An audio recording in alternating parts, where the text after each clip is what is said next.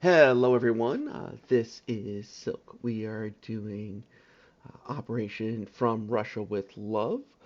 This is my kind of review of Turn 8 here as we move along. Income wise, things are getting back to a bit normal of what you'd kind of expect to see here. Um, Germany's leading the pack at 44. He hasn't taken Yugoslavia, hasn't fallen.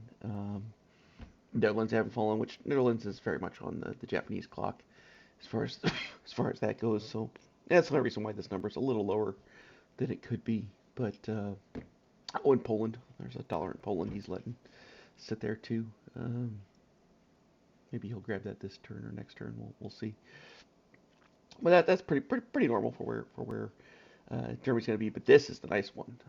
A $6 Vichy is great when you consider maximum is I think there's only $1 left, especially considering the $2 for Japan. Really, it's at 8 effectively, and I think the total's 9. So yeah, there's about as big as Vichy can get. So that's a big plus for Germany. So they're kind of rolling right along cash wise. Italy hasn't gotten in yet. The FEC and the Anzac haven't lost anything. This is pretty much normal kind of stuff. Soviets and America are both kind of plodding along with just more or less average die rolls. Hasn't been anything. Soviets are just a hair under normal, and the Americans are at right at average. They're excuse me 13. So pretty much normal stuff to see. Nothing real exciting there to see. As we get kind of to the tech chart, Soviets after that 0 for 5 attempt are feeling under average, so they're a little behind. Um, Americans likewise had I think 2 turns that were decidedly subpar, and they've had 1 turn that was kind of above par, so they're still below where they want to be. This is by far again kind of a shout out. The biggest deal though is that America at best is still 3 turns away from large ships, and it's probably more than that because hitting an 8+ tech 3 turns in a row is pretty unlikely. Whereas Japan's already done, and now they're really just hoping to hit improved construction, and they get these two going for the Americans, and they're gonna have a really good Pacific Fleet fight going. Um, Certainly see an air war developing. Brits got radar. That does not put an end to the sea war if Germany doesn't.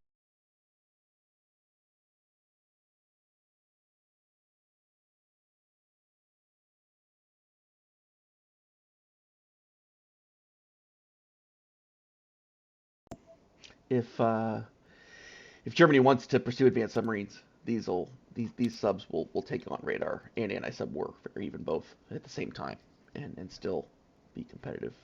So if he wants to continue the Atlantic, he just has to complete advanced subs, and he'll get that. Uh, he already did improve construction, so he'll certainly do these two, and then some set of these three. He'll do 2 of these 3, whichever 2 he decides. I'm guessing jet fighters is going to be one of them. So it's probably just an either or between factories and subs, which way he wants to go there. Um, Soviets will just run all theirs. Japan, he's going to grab construction, and then kind of I mean, these are kind of the next two. I can absolutely see where Panzer J is coming from. Uh, Factories makes his ground life easier.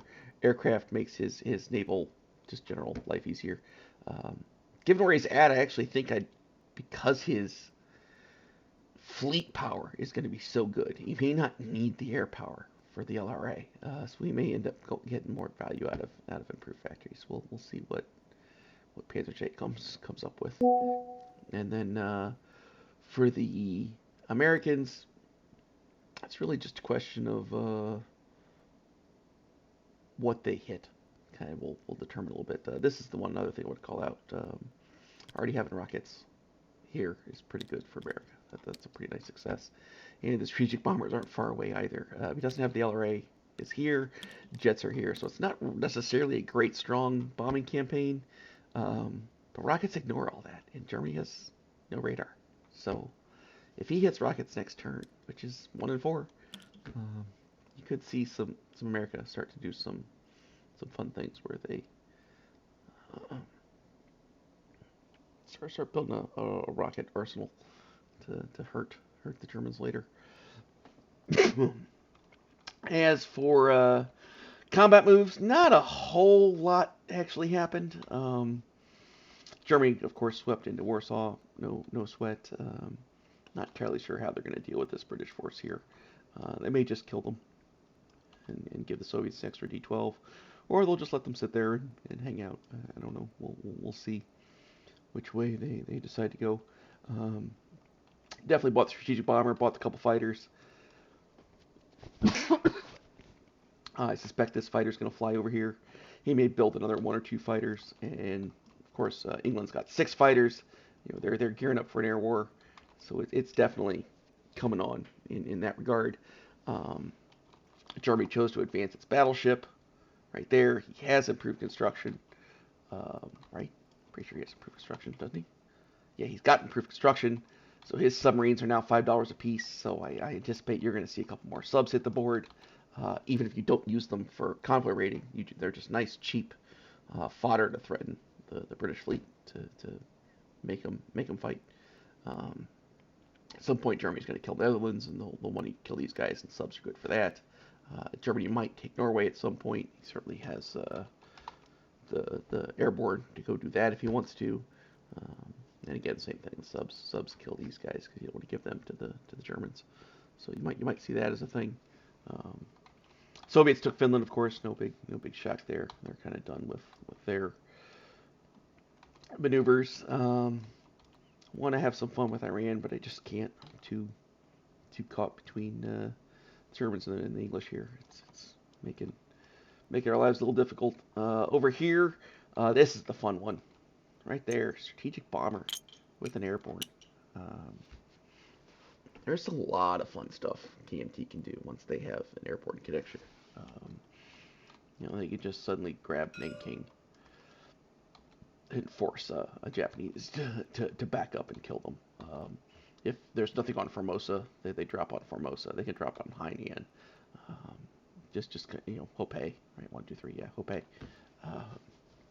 Just anywhere here, they just suddenly grab a guy and kind of force the Japanese to turn around and deal with it and fight it. And it's very much a attention tax kind of circumstance. And if they decide to really go all in, if they had a tactical bomber, if they had a second transport and another airborne, so if something becomes 2 airborne, you can really actually start to do some real stress damage to Japan, which is, I think they're just trying to kind of keep them occupied right now.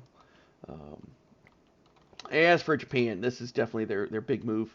They came all the way down here, which very much telegraphed that they just want to kill Sydney, seemingly without using the surprise strike. Interestingly enough, like he did not ask for the extra range bonus to get there. Although these guys would need the surprise strike. 1, 2, 3, 4. So they can't get there without the surprise strike. So I'm not sure what that is. With these guys being all the way down here, it's kind of an odd duck. Certainly, if he does decide to surprise strike it, he's got the 3 tacticals. There's no AAA. He won't have the city surrounded though, because he can't bomb the airfield. So it's kind of a dicey fight. I'm not sure that Panzer J is gonna take that. Global War Enthusiast certainly is playing that he's going to, but I'm not sure Japan's going to pull that trigger, especially with the U.S. only at 32 IPP. U.S. is basically 5D12 away, give or take, from coming in, and that is all 5 of it right there, right, like right then. And sometimes you go ahead and take that. You saw me do that Thunderball, although I did it a turn later. If you remember, I did it on turn 10. And I did kind of I did Calcutta, Malaya, and Philippines kind of all at once to try to get just maximum kind of shock value. I don't think Panzer J is set up to take Calcutta right now. These 3 transports aren't going to be enough to get that. And if you noticed, Global Enthusiast brought a fleet over to kind of keep an eye on Japan here. So you got this fleet here, and Japan has this fleet here, which are more or less, once you add the TB destroyers, are about the same size. Japan's got its fighters to work with, but they don't have a landing zone right now. So we'll see what he does there.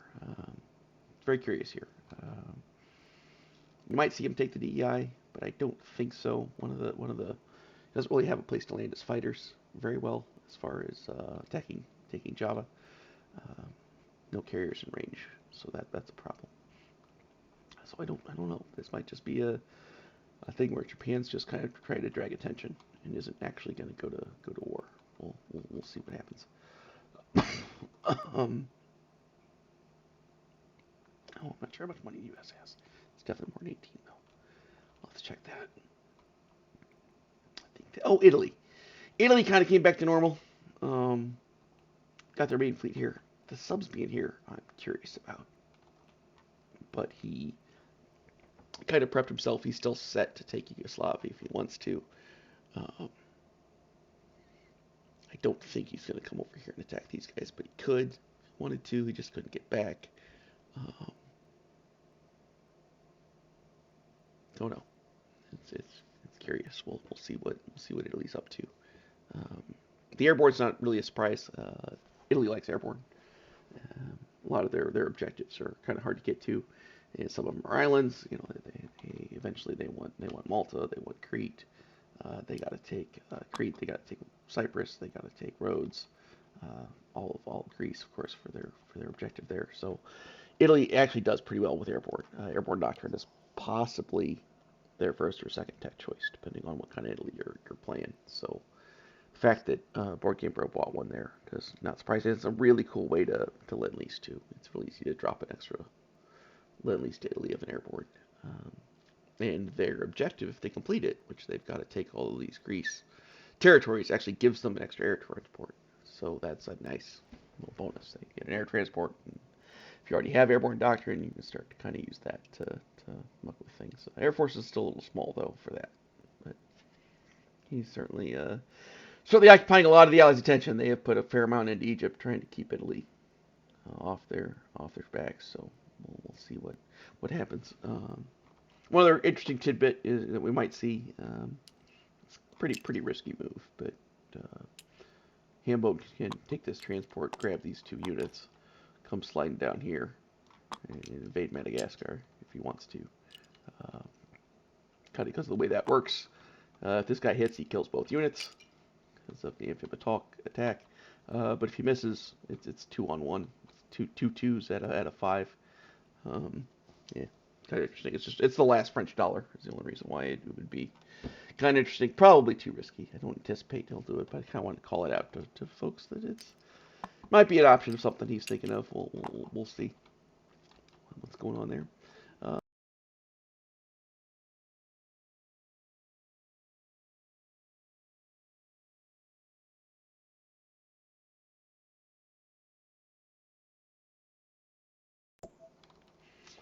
I think that's it.